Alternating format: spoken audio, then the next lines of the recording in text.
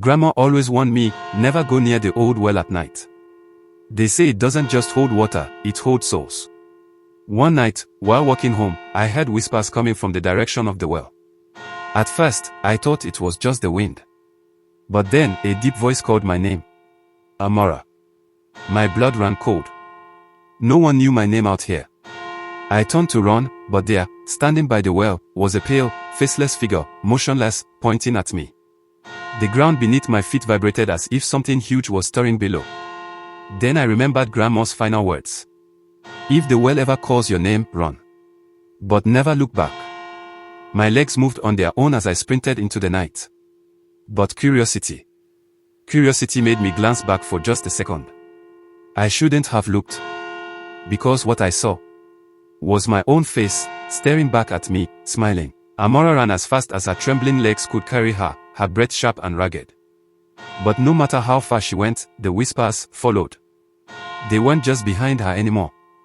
They were inside her head. Amara. The voice hissed. It sounded like her grandmother. But deeper. Hungrier. She stumbled into the village square, only to find it empty, too empty. The air was thick with mist, and all the doors were wide open. As if everyone had left in a hurry. A single wooden mask lay in the dirt, cracked down the middle. Amara picked it up, and a horrible realization sank in. This was her mother's mask. Suddenly, the ground beneath her feet began to pulse like a heartbeat. Thud. Thud. Thud. The sound grew louder and louder, until it was deafening.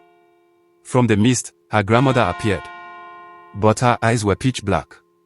And her mouth stretched unnaturally wide. Grandma.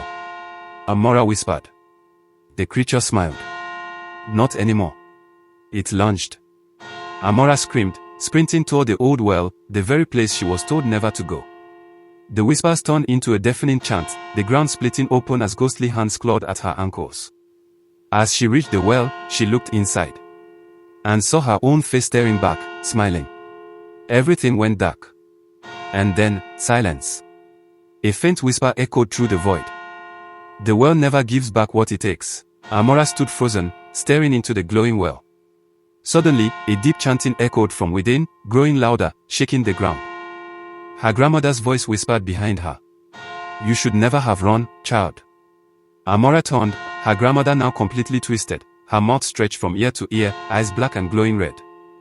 The ground cracked open, mist rising as screaming faces emerged from beneath the soil. Hands grabbed Amara's legs, pulling her toward the well. She screamed, clutching the edge of the well, but the water inside bubbled like boiling blood, and her reflection laughed back at her. The grandmother leaned close and whispered. The well never gives back what it takes. With a final, chilling scream, Amara was yanked into the darkness. The scene went silent. The camera panned to the abandoned well. A faint voice whispered directly to the viewer. Subscribe or follow before it takes you.